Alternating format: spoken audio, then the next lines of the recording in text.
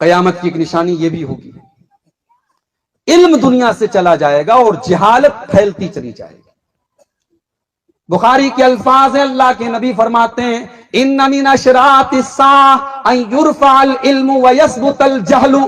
कयामत की एक निशानी यह भी है कि इल्म को दुनिया से उठा लिया जाएगा और जहालत बहुत तेजी से फैलती चली जाएगी। लोग मेरे पास व्हाट्सएप करके सवाल करते हैं, मौलवी साहब ये यूथ क्लब के नौजवानों को सुनना कैसा है? आजकल एक नई बला आई है मार्केट में, यूथ क्लब। कुछ नौजवान लड़के हैं, हैंडसम हैं, लंबी लंबी दाढ़ी है, टी शर्ट पहने हुए हैं, जींस की पैंट पहने हुए हैं और बेहतरीन स्टूडियो में बैठ करके वो लोगों को मोटिवेट कर रहे हैं, मोटिवेशनल स्पीच दे रहे हैं, लोगों को इस्लाम के बारे में बता रहे हैं। हमें इस पर एतराज नहीं है कि टी शर्ट पहन करके और पैंट पहन करके कोई आदमी दीन की बात, ये एतराज की बात नहीं है। एतराज की बात यह है कि क्या उलमा मर गए हैं? क्या कुरान और हदीस हमें मोटिवेट करने के लिए अब काफी नहीं है कि हम ऐसे लोगों से मोटिवेट हो रहे हैं, यूथ क्लब के जो स्पीकर्स हैं? और मैं अपने उन तमाम नौजवानों से कहना चाहूंगा जो यूथ क्लब के नौजवानों को बहुत सुनते हैं, उसमें ऐसे भी स्पीकर्स हैं जो कहते हैं कि इस दौर में अगर फिरका परस्ती से हट करके, तासुब से हट करके अगर कोई बात कर रहा है तो जावेद अहमद गामिदी कर रहा है।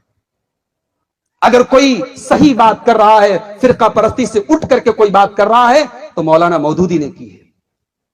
अगर कोई हक और इंसाफ की बात कर रहा है तो हमारे पड़ोसी मुल्क का एक गुमराह आदमी जो अल्लाह के यहां जा चुका है, इसहाक झालवी कर रहा है। यानी ये वो लोग हैं जिनके जरिए एक बड़ा तबका मेरे भाइयों गलत रास्ते पर गया है। आज इनके जरिए लोग हमें मोटिवेट कर रहे हो, हमारा नौजवान मोटिवेट हो रहा है। ये जहालत की इंतहा है मेरे भाइयों। हम दीन का इल्म उलमा से ना सीख करके हम इंजीनियरों से सीख रहे हैं, हम जो है नकली लोगों से सीख रहे हैं जिनके पास इल्म नाम की कोई चीज नहीं। इसीलिए अल्लाह के नबी फरमाते हैं, कयामत के पहले जब अल्लाह ताला दुनिया से इल्म को उठा लेगा, इन्नल्लाह ला यक़बिज़ुल इल्म इंतिज़ाअन यंतज़िउहु मिनल इबाद। दुनिया से अल्लाह ताला इल्म को अचानक नहीं उठाएगा, वलाकिन यक़बिज़ुल इल्म बिक़ब्ज़िल उलमा, बल्कि दुनिया से उलमा को उठा लेगा। हत्ता इज़ा लम युबक़ि आलिमन, यहां तक कि जब दुनिया से उलमा चले जाएंगे, इत्तख़ज़न नासु रुऊसन जुहाला, लोग जाहिलों को अपना सरदार बना लेंगे। बड़े बड़े उलमा को स्टेज पर सवाल जवाब करने से कतराएं, सवाल का जवाब देने के पहले टाइम मांगे, सवाल का जवाब देने के पहले मोहलत मांगे। और एक जाहिल आदमी जिसको कुरान की आयतें पढ़ना भी नहीं आता, वो क्वेश्चन आंसर के सेशन चला रहा है, वो लाइव सेशन चला रहा है, वो लोगों को सवालों के जवाब दे रहा है। फज़ल्लू वज़ल्लू, जब लोग जाहिलों को अपना मुफ्ती बना लेंगे, लोग जाहिलों से दीन के सवालात करेंगे, वो जाहिल गलत जवाब दे करके, गलत फतवे दे करके लोगों को गुमराह करेंगे और खुद भी गुमराह हो जाएंगे। मेरे भाई, हम बीमार पड़ते हैं तो हम इंजीनियर के पास नहीं जाते, हम डॉक्टर के पास भी जाते हैं। और डॉक्टर भी वो जो वाकई में डॉक्टर हो। अब तो गांव देहात में भी लोग बड़े होशियार हो गए, अब झोला छाप डॉक्टरों के पास लोग नहीं जाते, लोग पता करते हैं कि वो डॉक्टर है भी कि नहीं है। फिर अगर हमें सीने की, दिल की बीमारी है तो हम कार्डियोलॉजिस्ट के पास जाते हैं, दिल के स्पेशलिस्ट के पास जाते हैं। हमें अगर किडनी की प्रॉब्लम हो, किडनी के डॉक्टर के पास जाते हैं। गुर्दे की प्रॉब्लम हो, हम गुर्दे के डॉक्टर के पास जाते हैं। पेट की बीमारी हो, हम गैस्ट्रोलॉजिस्ट के पास जाते हैं।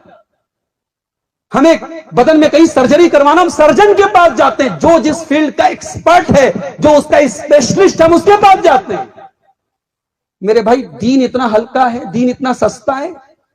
जो स्टेज पे चढ़ जाए, जो माइक संभाल ले, जो थोड़ी फर्राटेदार अंग्रेजी बोल ले, जो थोड़ा पैंट कोट पहन ले, जो थोड़ा उल्टे सीधे अंदाज में 2-4 आयतें पढ़ ले, 2-4 हदीसें पढ़ ले, हम उसे अल्लामा मान लेते हैं, उसे हम दीन की अथॉरिटी दे देते हैं, उससे फतवे पूछने लगते हैं। आज यूट्यूब के ऊपर फला साहब के लाखों और करोड़ों फॉलोवर्स हैं। मेरे भाई, ये हक होने की दलील नहीं है। लोगों की अक्सरियत का किसी को फॉलो करना यह हक होने की दलील कब से हो गया? हक हमेशा वो है जो सही हो, चाहे उसके मानने वाले 100 हो, 10 हो, 1 हो। एक आदमी भी अगर दुनिया में सही है तो वो हक पर है, उसके मुकाबले में सारी दुनिया अगर गलत है तो वो ना हक पर है। ये अहले हदीस का मनहज है, जो कुरान और सुन्नत का मनहज है। तो उलमा से जुड़ो, जो सही माने में उलमा है। और उलमा कौन है? जिन्होंने उलमा से इल्म को सीखा है। जो एक तरीका चला आया है मुहद्दिसीन से, उस्ताजी और शागिर्दी का। किताब पढ़ के कोई आलिम नहीं बनता, वीडियो सुन के कोई आलिम नहीं बनता, इंटरनेट की साइटों का मुताला करके कोई आलिम नहीं बनता। यह तरीका ही नहीं इल्म सीखने का। इल्म सीखने का तरीका यह है उस्ताद से सीखा जाए, और उस्ताद मोतबर हो, ऑथेंटिक हो, मुस्तनद हो। मुस्तनद उलमा से दीन सीखने का जो हमारे मदारिस का जो सिस्टम है, यह मुहद्दिसीन का सिस्टम है, यह सलफ सालिहीन का सिस्टम है। इस सिस्टम, मैं कहता हूं, हमें इस पर कोई एतराज नहीं। कोई इंजीनियर साहब है, यकीनन वो आके स्टेज पर तकरीर करे। ये स्टेज किसी की बपौती नहीं है, ये किसी की बपौती नहीं है कि स्टेज पर सनाबिली चढ़ेगा, सलफी चढ़ेगा, मोहम्मदी चढ़ेगा। नहीं साहब, इंजीनियर भी स्टेज आके संभाल सकते हैं, एडवोकेट साहब भी स्टेज आके संभाल, लेकिन प्रॉपर चैनल से आए ना। अगर आपको डॉक्टर बनना है तो आपको नीट का एग्जाम पास करना पड़ेगा, आपको एमबीबीएस का 5 साल का कोर्स करना पड़ेगा भाई। आप मेडिकल की कोई किताब पढ़ करके आए और प्रैक्टिस करने लगे और क्लिनिक खोल लें तो गवर्नमेंट ऑफ इंडिया आपके खिलाफ केस दायर करेगी, क्योंकि आपको इसकी अथॉरिटी नहीं है। इसलिए दीन का इल्म दीन के डॉक्टरों से सीखा जाए, दीन का इल्म उलमा से सीखा जाए।